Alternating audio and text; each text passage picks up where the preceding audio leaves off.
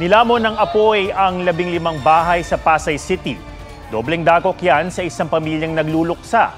Kasama kasing nasunog ang bahay kung saan nakaburol ang kanilang kaanak, pati ang kabaong at pinaglalamayang labi. Natagpuan namang patay ang isang lalaking nangungupahan sa isang nadamay na boarding house. 40 pamilya ang nasunugan. Iniimbestigahan ng BFP ang pinagmulan at halaga ng pinsala ng sunog na umabot sa ikatlong alarma. Maging mapanuri sa pagbili ng gamot at supplements, bistado sa Pampanga ang paggawaan ng peking vitamin C syrup na ang gamit sa paghahalo ng mga sangkap, washing machine. Yan at ang paalala sa kung paano matutukoy na peke o hindi ang bibilhing gamot sa report ni John Consulta. Exclusive. NBI ha! Dito lang po, NBI po, magandang umaga po. Meron po kami pagkuwaran dito. Para dyan sa mga kasama rin namin ng FDA. Huli sa akto sa isang compound sa Arayat, Pampanga ang pagre-repack ng peking vitamin C syrup para sa mga bata. Nadiskubre ng NBI Region 3 ang paggawaan nang magsubong ang isang dati nitong empleyado. Halos 400,000 pesos na halaga ng nakaboteng peking vitamin C syrup ang nakumpiska. Walang bitamina talagang nakukuha rito. Ito pambata pa. Siyempre ang bata madaling magkasakit. Madali yung mababa pang immune system nila. Kaya nag-expect sila na makakakuha nga nitong vitamin C. Wala pala.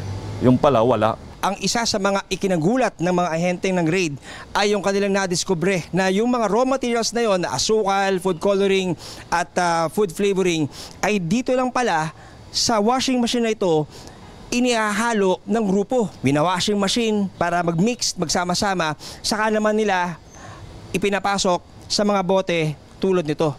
Ayon sa NBI ay umaabot daw na bukod nga dito sa may bahagi ng Central Luzon at Metro Manila ay nakakarating pa ang kanilang mga counterfeit na mga vitamin C na ito na mga syrup sa mga probinsya sa Visayas at Mindanao.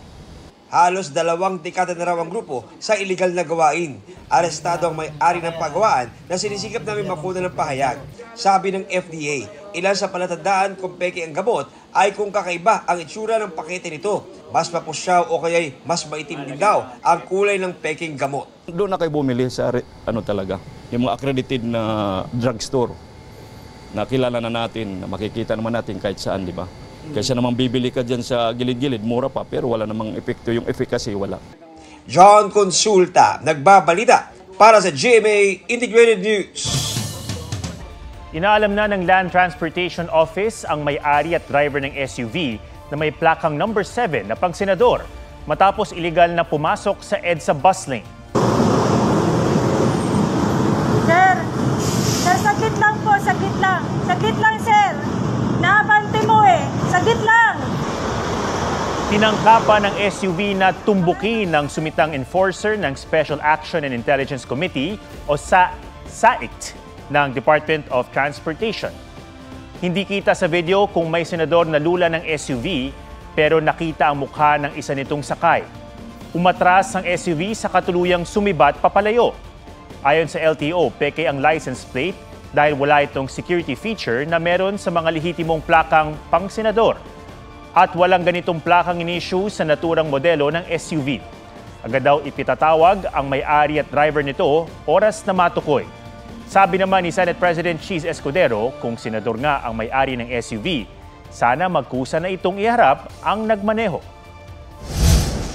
Kailangan lamang naman nila i-presenta yung sarili nila, magbayad ng fine, at kung may paglabag dun sa paggamit ng protocol plate ay isurrender yung protocol plate. Clearly may nilabag sa na batas yung SUV yon na dapat panagutan.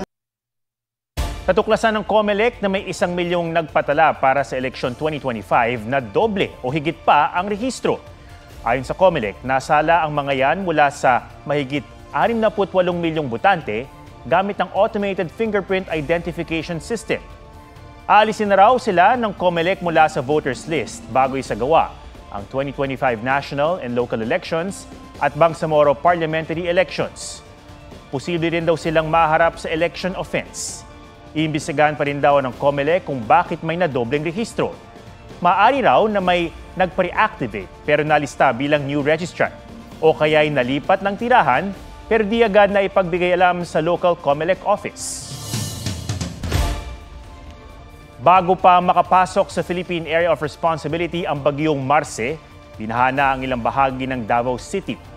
Hanggang bewang ang baha sa barangay Panakan nang umulan noong Sabado. 7 magkakaanak ang inilikas sa covered court.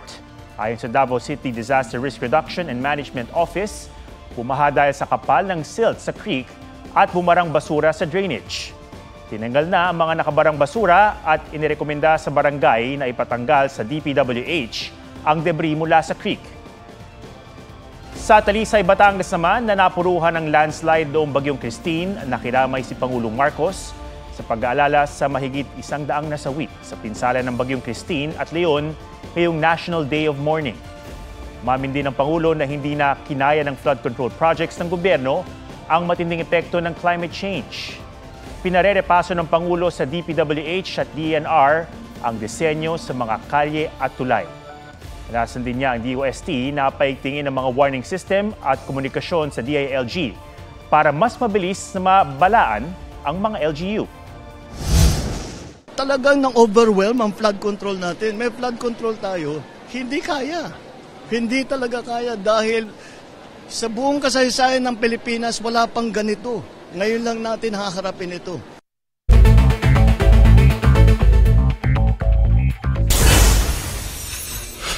Lookout Bulletin Order laban sa 7 opisyal ng Office of the Vice President, hiniling ng Kamara sa Department of Justice.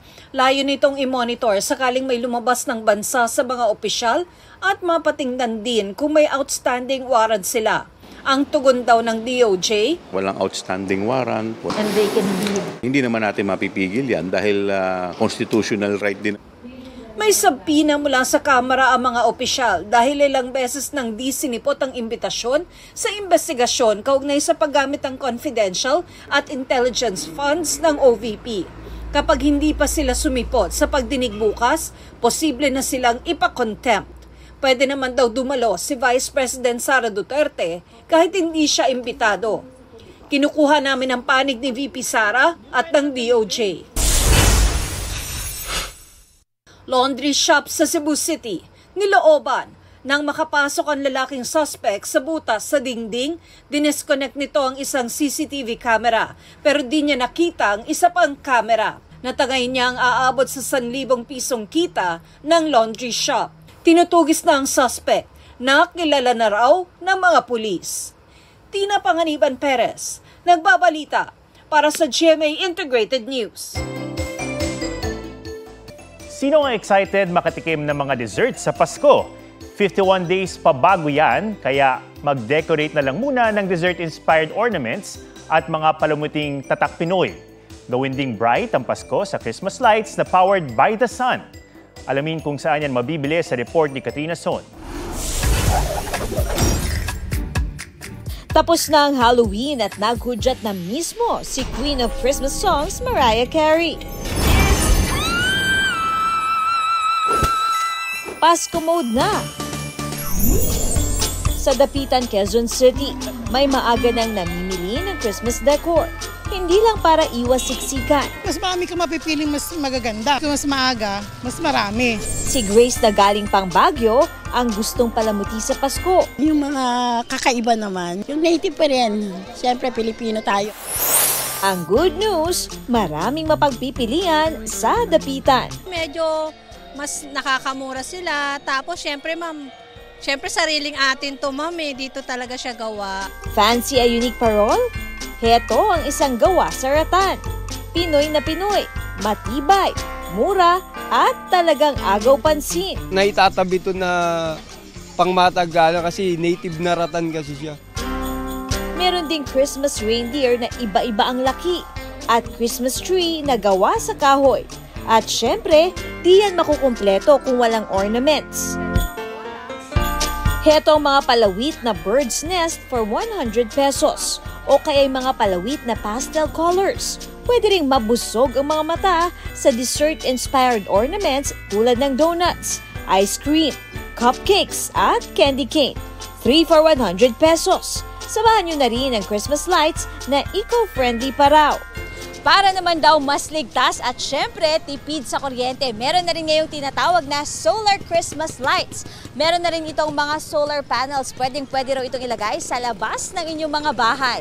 At maaari ring lagyan ang ilalim ng Christmas tree ng gift boxes na gawa sa sinulit. Para todo na ang inyong pag-spruce up for the holidays. Katrina Son, nagbabalita para sa GMA Integrated News. Mga putik, mura at bansag na murderer ang ibinato ng mga binahang residente sa Valencia, Spain nang bumisita sina King Felipe VI at Queen Letizia. Agad protektahan ng Royal Guards ang hari at reyna. Galit ang mga residente dahil hindi nila nakapaghanda at mabagal pang tumugon ng pamahalaan sa matinding ulang nagdulot ng deadliest flooding sa Spain. Lagpas 200 ang namatay roon at marami pa ang nawawala.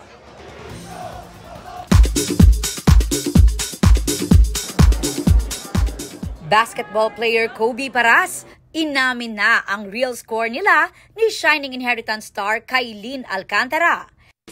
Sa interview ng Cosmopolitan Philippines, tinanong si Kobe kung sino ang kanyang biggest crush. Kailin Alcantara, because we are dating.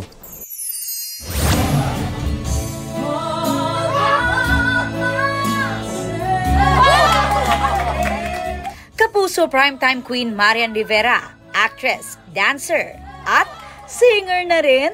May paghagis pa siya ng mic habang inaabot ang high notes.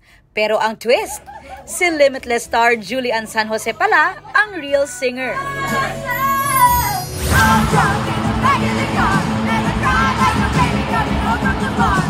Nag-me time si Pulang Araw star Barbie Forteza para tuparin ang ultimate dream na makapanood ng Eras Tour ni Taylor Swift.